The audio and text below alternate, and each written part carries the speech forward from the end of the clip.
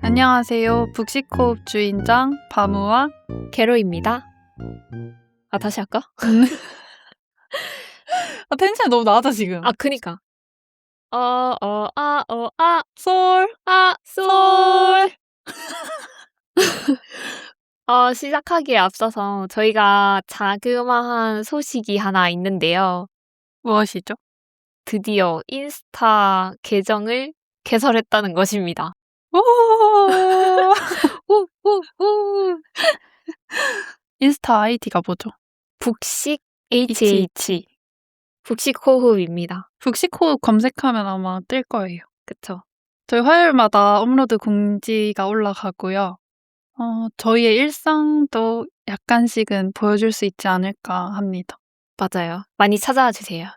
좋습니다. 네, 그렇다면 저희 오늘의 책이 뭔지 한번 이야기를 해볼게요. 저희 오늘 소개할 책은 브라이언 헤어의 다정한 것이 살아남는다입니다. 혹시 착하면 바보가 된다 라는 말 들어보셨나요? 너무 다정하게 굴면 내 것을 뺏길 것 같고 늘 독하게 마음 먹어야 이 험난한 세상에서 살아남을 수 있다는 불안감 속에서 우리는 살아왔습니다. 또 나와 다르다는 이유로 누군가를 쉽게 배척하면서도 나 혼자만의 잘못은 아니니까 라며 죄책감조차 무뎌질 때가 많았죠. 이 책은 바로 그런 우리의 차가운 현실을 꼬집으며 그럼에도 불구하고 우리는 왜 다정해야 하는가를 진화 생물학과 역사를 바탕으로 증명해냅니다. 과연 이 치열한 세상에서 다정함은 어떻게 가장 강력한 생존 무기가 되었는지 그 흥미로운 이야기들을 함께 해보겠습니다. 네. 게로님. 네? 혹시 타인에게 다정한 편이신가요?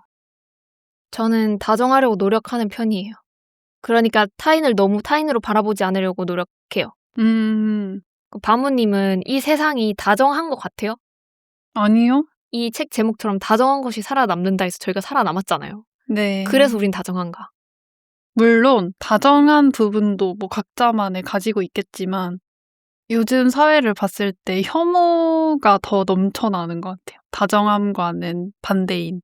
그리고 뭔가 저희가 어렸을 때까지만 해도 옆집에 사정이나 어떤 사람들이 살고 있는지, 어떤 일이 있었는지 이런 것들의 교류가 되게 많았었던 것 같거든요. 근데 요즘 그런 게 없잖아요.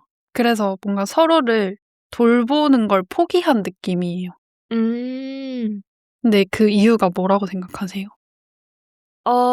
저는 오히려 서로를 너무 과잉 의식하면서 살아가기 때문이라고 생각을 해요. 왜냐면 사실 지금 사회가 이전보다는 훨씬 많이 연결되어 있잖아요. SNS 같은 것도 그렇고 온라인 세계에서는 그런 행동이나 뭔가 작은 말들 같은 것도 굉장히 평가받기 좋은 환경이라고 생각을 하거든요. 상대가 어떻게 받아들일지 혹은 뭔가 내 행동이 오해를 불러일으키진 않을지 그런 사소한 것들을 계속 고민하게 되는 거죠. 그래서 결국 타인을 향한 관심 자체보다 그 관심을 표현하는 과정 자체가 피로해지기 때문인 것 같아요. 특히 저희가 흔히 정이라고 이야기를 많이 하잖아요. 네. 옛날에 비해서 요즘엔 정이 없어졌다. 그리고 옛날에는 한 아이를 온 마을이 돌본다고 얘기를 하기도 하고 사실 누군가를 돌본다는 걸 개인만이 책임지고 있는 사회는 분명 아니었는데 갑자기 우리는 우리 애는 우리 애, 너네 애는 너네 애 이런 식으로 표현을 하기도 하고 뭔가 건들면 오지랖 부리지 마. 내 인생인데 왜 참견이야? 이런 식으로 생각을 하기도 하니까 저는 그래서 그 오지랖과 정의 경계가 모호해지면서 정인데도 사람들이 오지랖이라고 생각하는 경우도 많은 것 같다. 그쵸. 뭔가 그 행위를 받는 사람이 고마우면 정이라고 생각하는 것 같고 부담스러우면 왜 오지랖 부려? 약간 이렇게 생각하는 것도 있는 것 같아요. 그리고 뭔가 개인주의 사회가 만연하잖아요. 그래서 어떤 사람한테 이렇게 해야지 저렇게 해야지 말하는 거 자체가 말하는 사람은 챙겨준다고 생각하거든요. 정으로. 근데 그걸 받아들이는 사람이 이제 그렇게 느끼지 않는 거죠. 예전에는 챙겨주는 게 응당, 고마운 일이었는데 요즘에는 아, 왜 참견이야? 그건 챙겨준 게 아니야. 라고 하니까 이제 그걸 말한 사람은 안 해. 맞아요. 그게 더더욱 없어지는 분위기가 된 거죠. 그쵸. 그래서 약간 누가 참견했다 뭐 이런 거와 별개로 저희가 사람이랑 대화하는 것 자체를 사실 줄여 나가고 있는 상황이잖아요. 그런 걸 필요해하니까. 그래서 이런 것 때문에 우리가 점점 사람이랑 마주하는 것보다는 마주하지 않기를 선호하게 되고 그런 소통 절감 자체가 오히려 갈등을 더 일으키는 것 같기는 해요. 사실 저희가 얼굴을 대면하지 않으면 정확한 감정 교류가 힘들지 않나요? 그 그쵸. 표정까지가 언어인데 그래서 뭔가 인터넷 공간에서 사람들이 뭔가 충분히 공유를 하고 있지만 개개인의 일상 속에서는 그런 직접적인 소통이 상대적으로 줄고 있다 보니까 우리가 더더욱 서로를 모르게 되고 갈등은 심해지고 그렇게 서로를 혐오하게 되는 그런 사회가 되는 것 같아요. 그리고 뭔가 얼굴을 보지 않는 그런 인터넷 세상 속에서는 실제로 대면하는 게 아니라서 얼굴 보고 못할 말들을 너무 쉽게 해요. 예를 들어 어떤 사람이 제 일상적인 게시물을 올렸는데 그거에 대해서 뭐 못생겼다느니 뚱뚱하다느니 이런 거 진짜 너무 말도 안 되게 많고 생판 모르는 사람인데도 그 사람이 사는 삶이 마치 지탄받아 마땅하다는 것처럼 너무 죄책감 없이 만연해 있다는 게 좀 충격이고 사실 없어졌으면 좋겠어요. 그런 문화가. 아무튼 현 상황에 대해서 생각을 해봤는데 그러면 이 저자는 왜 다정한 것이 살아남는다고 말을 하고 있을까요? 그럼에도 불구하고 다정함이 최고다.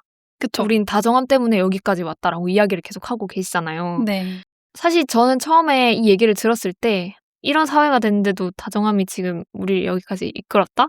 사실 안 믿겼습니다. 그럴만해요. 네. 왜냐면 지금 사회는 전혀 다정하지 않기 때문에. 그래서 이 사람은 오히려 과학적으로, 이 진화적으로 저희한테 설득을 시켜주고 있잖아요. 네. 예를 들어서 저희가 제일 처음으로 이 책에서 볼 수 있었던 게 타인의 마음 읽기라는 거였어요. 그러니까 사실 우리 인간종 외에는 타인의 마음을 읽으려는 생각을 사실 잘 하지 않죠. 그 손짓조차도 못 알아보는 경우가 태반이잖아요. 그래서 우리가 이렇게 살아남을 수 있었던 것은 타인을 생각하고 타인의 마음을 읽으려고 하는 이런 본능 때문이라고 이야기를 하고 있는데 그럼 바무님은 어때요? 타인의 마음을 잘 읽는 편인가요? 읽으려고 애쓰는 것 같아요. 누구나 다 약간 습관처럼 하지 않나요? 그쵸. 나도 모르게. 근데 그게 약간 잘 맞지 않을 때도 많고 사실 저는 좀 과하게 생각하는 부분도 없지 않아 있기 때문에 틀릴 때도 많아요. 그러니까 뭔가 내면에 숨겨져 있는 말들을 잘 알아서 캐치해야 눈치가 있는 사람이 되지 않나요? 그쵸. 눈치 있다고 얘기를 하죠. 그냥 곧이곧대로 들으면 눈치 없다 그러고 이제 조금 생각하면 아, 왜 이렇게 깊이 생각해? 이렇게 말하니까 약간 그게 좀 어려운 것 같아요, 아직. 그쵸. 그 적당한 눈치를 봐야 되는 짬이 필요하다. 그쵸. 사회생활에서는 또 그런 게 필요하니까. 저는 여기서 진짜 신기했던 게 사람만이 타인의 마음을 읽으려고 한다고 했잖아요. 네. 근데 그게 약간 눈동자의 그 흰 부분이 영향이 있다는 게 맞아. 신기했어요. 그러니까 눈을 보면 이렇게 시선이 어디로 가는지 보이잖아요. 네. 그 눈동자의 움직임으로 이 사람이 어떤 생각을 가지고 있는지 알 수 있는 게 저희가 생후 4개월부터라고 했잖아요. 네. 근데 그게 너무 신기한 거예요. 뭘 모르는 상황에서도 상대의 눈동자만으로도 의사소통이 어느 정도 가능하다. 제가 진짜 신기했던 게 딱 그거예요. 저희 호모 사피엔스 말고도 적어도 4종의 다른 인류가 존재했다고 했잖아요. 비슷비슷한 인간종들 사이에서 우리 종만 살아남은 이유는 그 다른 종들은 분명 흰자가 없었을 것이다. 라고 이야기를 하잖아요. 네. 전 여기서 좀 소름이 돋았어요. 그러니까 타인의 마음을 읽는다는 게 왜 다정함과 연결이 되며 왜 저희만 살아남았는지 그게 점점 궁금해지지 않나요? 그쵸. 이걸 보면서 궁금해지죠. 또 이 책 속에서 이 궁금함을 해소시켜주기 위한 예로 보노보와 침팬지 이야기가 나옵니다.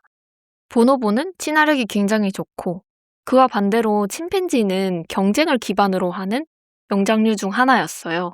그래서 침팬지는 무리 내에서도 서로 협력하기보다는 높은 서열 또 물리적인 그런 공간을 확보하기 위해서 굉장히 많이 경쟁하고 또 서로를 견제하는 분위기가 만연한데 그와 반대로 보노보는 낯선 무리가 있으면 먼저 다가가려고 하고 서로 경쟁하기보다는 나누고 협력하는 분위기가 형성되어 있고 암컷들도 다정한 수컷들과 더 어울리려고 하잖아요. 그쵸. 이렇게 같은 영장류지만 너무 다른 모습.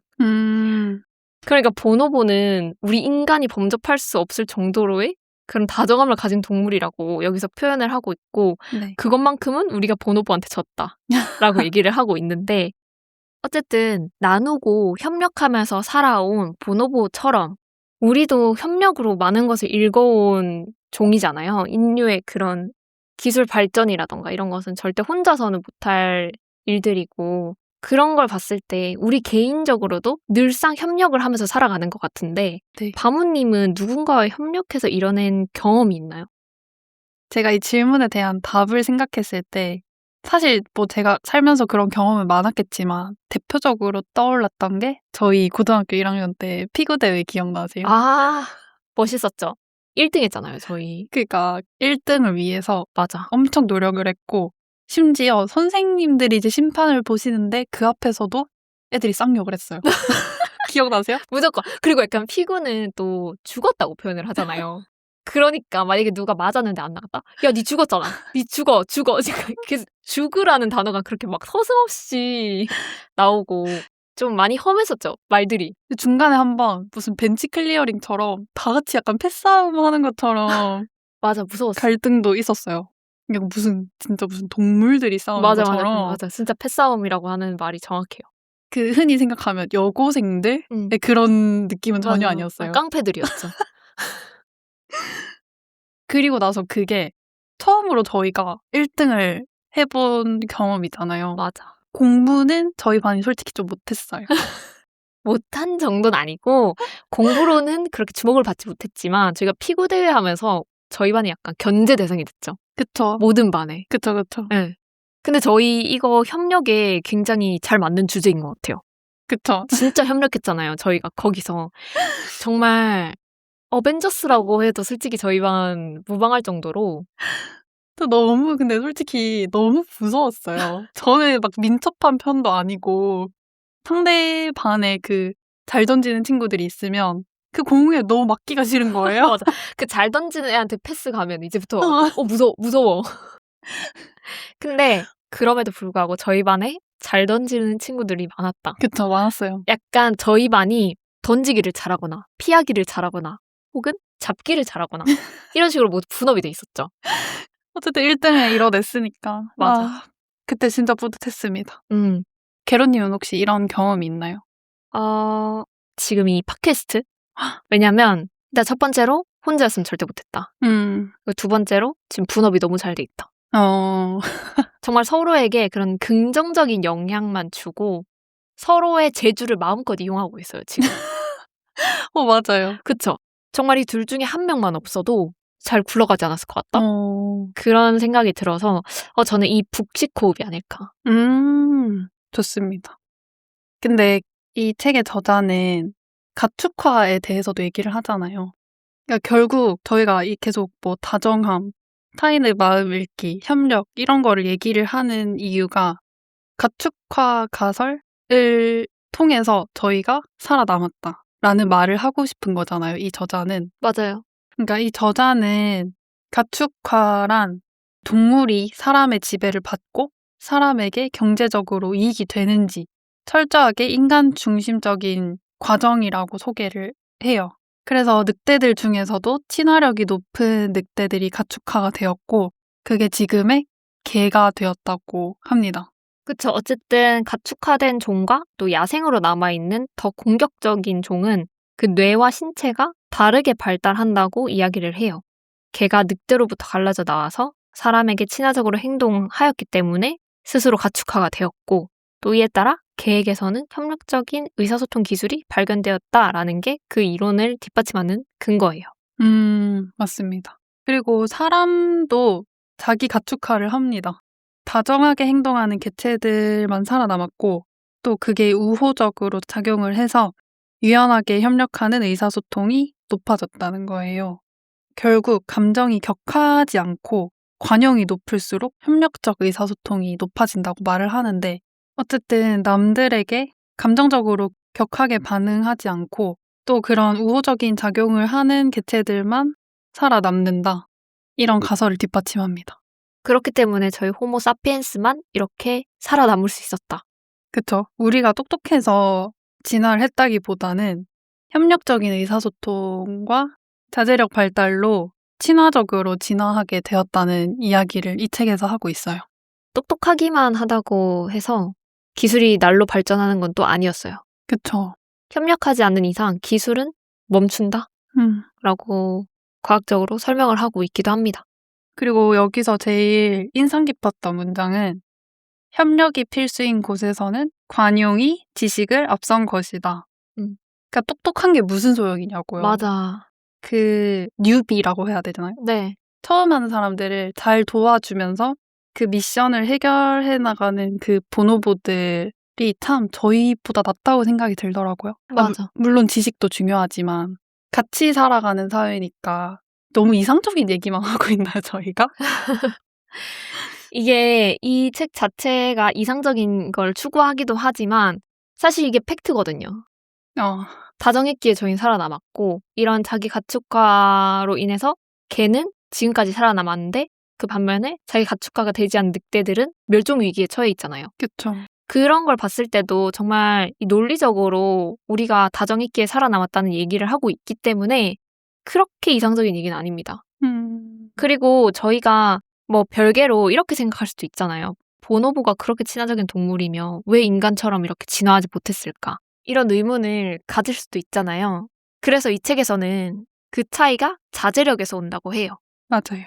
자제력이 강화되면서 마음 이론이라는 것을 정립하게 되었고 계획도 수립하고 인지 능력이 많이 발달하게 되고 복합적인 문화와 전통이 형성되었겠다라는 이야기를 하고 있잖아요. 네.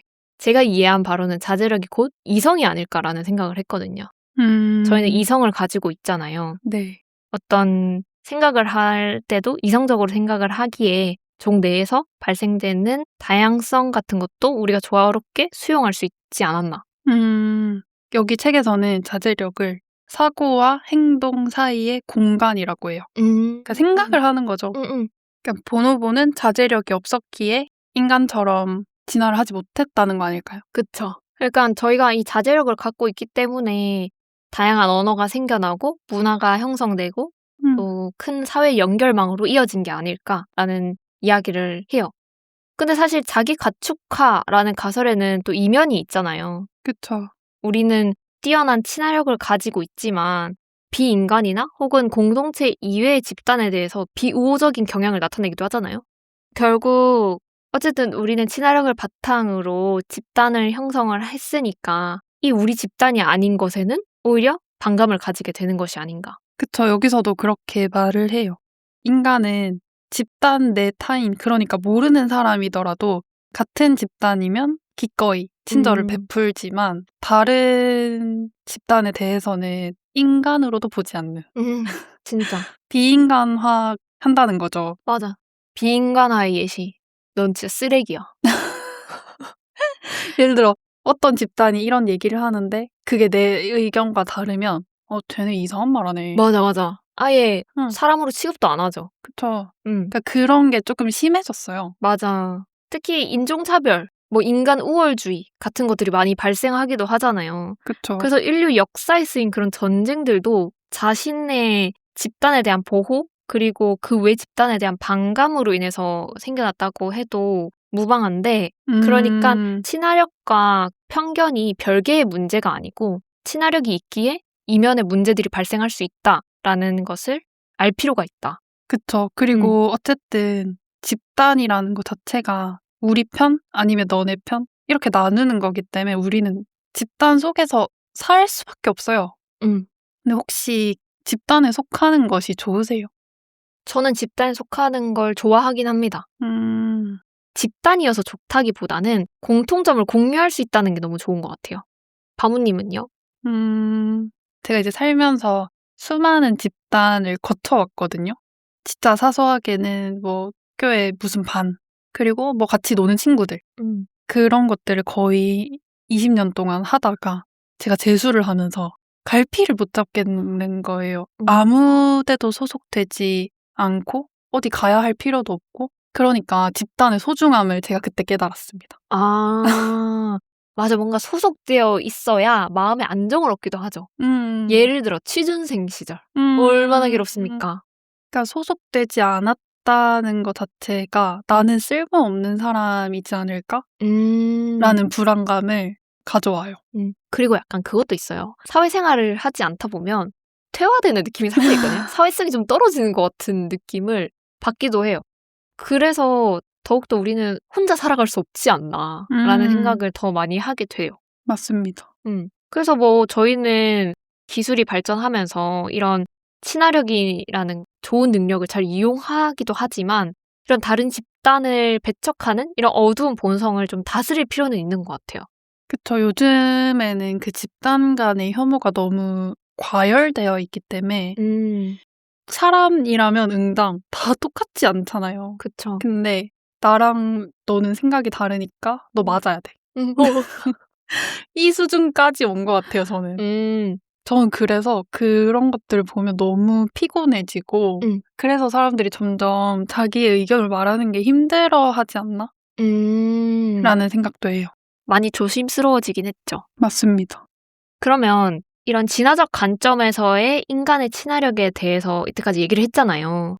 그렇다면 현대 사회에서 우리의 다정함, 친절함은 어떤 양상을 띠고 있는지 이것에 대해서 한번 이야기를 해보고 싶어요. 근데 이 점에 대해서 진심으로 공감하세요? 다정해야 살아남는다는 이 저자의 말이요. 저는 공감합니다. 현 사회의 모습을 봤을 때는 우리가 이타적으로 살아가고 있다. 혹은 다정하게 살아가고 있다라고 말은 못해요. 네. 근데 그럼에도 불구하고 저희 사회를 유지시켜주는 거는 다정함이라고 생각해요. 멋져요. 멋진 말인 것 같아요. 감사합니다. 그러니까 정말 이기적인 사람만 모였다고 하면 이 세상은 이미 멸망했을 거예요. 서로 물고 뜯고 하다가 결국 파멸로 이르렀을 거예요. 그렇지만 그럼에도 불구하고 타인을 먼저 생각하고 그런 작은 손길들이 지금 이 사회를 유지하고 있다 생각합니다. 그쵸. 모두가 그렇게 이기적으로 살아가는 건 아니니까요. 그러니까 저희가 생각하지 못했던 순간에 누군가에게 손을 내밀어 준다거나 이런 상황들이 아마 많았었기에 저희가 지금 있는 것이 아닐까요? 그리고 사실 그런 좋은 작은 행동들은 정말 작은 행동이라서 티가 잘 안 나죠. 아니 그래도 작더라도 저는 이제 해야 된다고 생각하거든요. 당연하죠. 그러니까 뭔가 타인을 한번 신경 써보는 것도 해야 한다? 저는 솔직히 타인을 위해서 하는 기부라던가 봉사활동이라던가 이런 것들도 결국에 나를 위해서 한다고 생각을 하거든요. 기부를 하는 것도 내가 이걸 함으로써 마음이 편해지고 죄책감이 덜해지고 그렇기 때문에 너무 타인을 위해서 이걸 내가 한다 이렇게 생각을 하면 더 어려워지는 것 같고 타인을 돕는 것도 나의 만족으로 한다고 생각하면 타인도 좋고 나도 좋고 그런 거 아닌가요? 그쵸. 결과적으로는 어쨌든 선행이니까. 그럼 만약에 우리가 실천을 할 수 있다면 어떤 모양이 좋을까요? 저는 누군가가 무슨 말을 하면 잘 듣고 싶어요. 나랑 다른 집단의 사람이 하는 말을 비인간화하지 않고 우선은 들어주는 게 크지 않을까요? 되게 인간이 어떻게 진화를 하긴 했지만 되게 복합적인 존재인 것 같아요. 아까 전에 게론님이 여기 책 얘기를 했을 때도 저희의 다정함, 친절함 이런 부분이 잔인성과도 연결되어 있다고 설명을 했잖아요. 네. 저는 사실 그 부분에서 이 저자가 우리의 본성을 길들이고 협력적 의사소통을 가능하게 하는 것도 우리 내면에 최악의 속성의 씨앗을 뿌린 것도 동일한 뇌 부위에서 모두 일어나는 일이다 라고 하는 게 조금 충격이긴 했어요. 그러니까 좋은 면과 나쁜 면을 같은 뇌에서 작용을 하고 있고 이거는 인간의 특징이다. 이렇게 말을 하는 거니까 우리도 누군가를 혐오함과 동시에 또 다른 집단에서는 친절함을 베푸고 있잖아요. 맞아. 인간으로서의 특징을 잘 이해하고 잘 써먹어야겠다라는 생각을 했습니다. 그쵸. 뭔가 그러기 위해서는 관심이 조금 필요한 것 같아요. 맞습니다.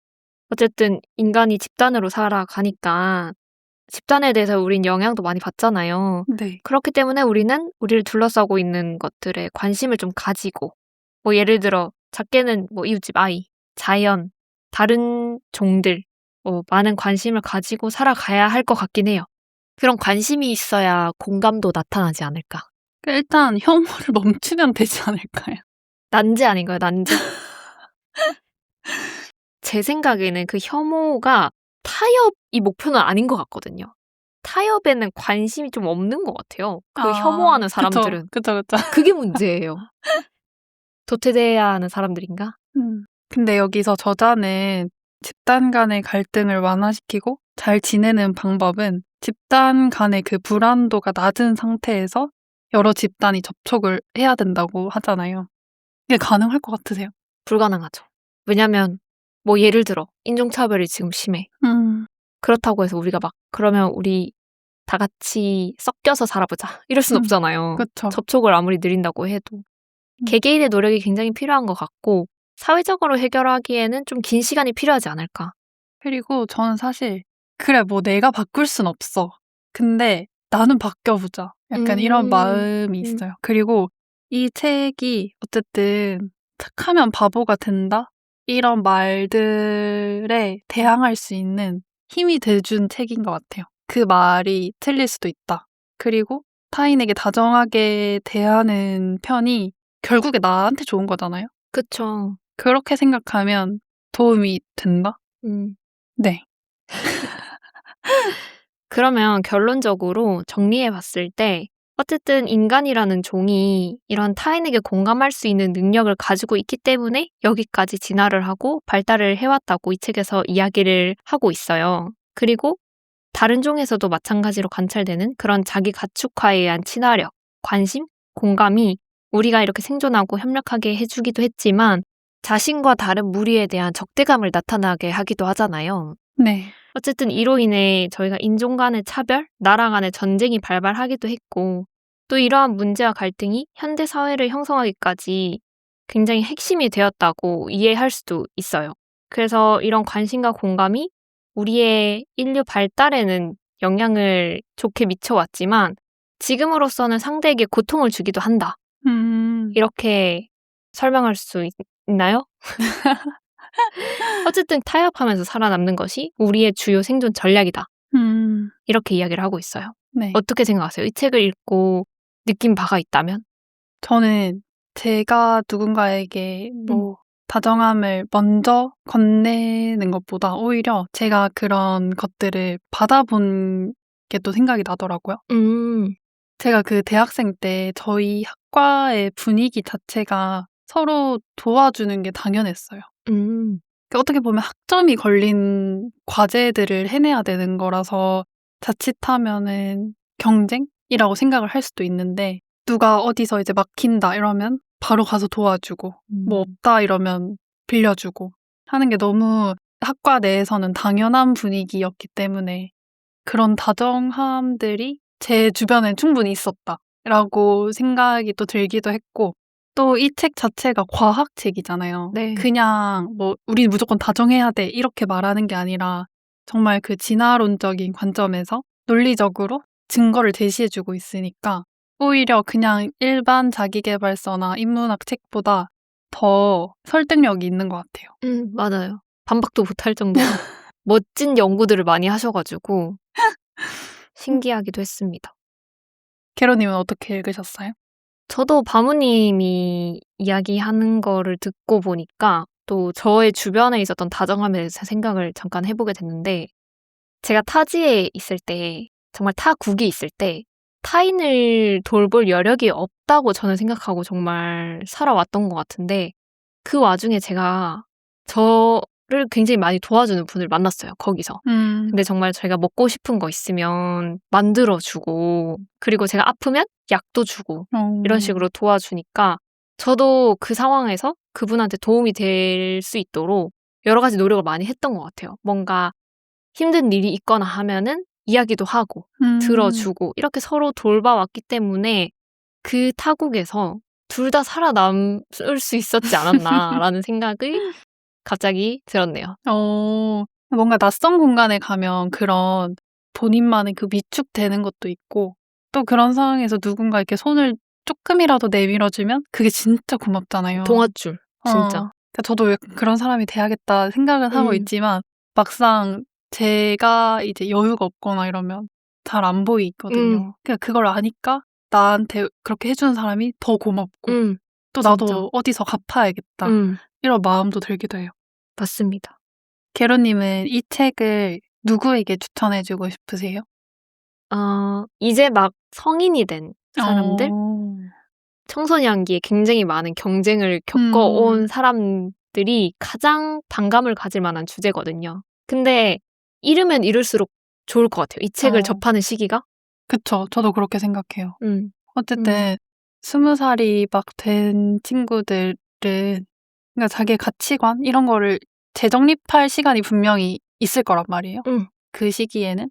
그러니까 그때 너무 비관에 빠지지 말고 너무 경쟁으로 사람을 대하지 않았으면 좋겠어요. 저한테는 말입니다. 저도 진짜. 사실은 그 끝이 안 좋다는 건 정말 제가 동감을 하는 바이거든요. 경쟁만으로는 사람이 살아갈 수는 없습니다. 너무 피곤해요. 아무튼 저는 이제 막 성인이 된 친구들. 바무님은요?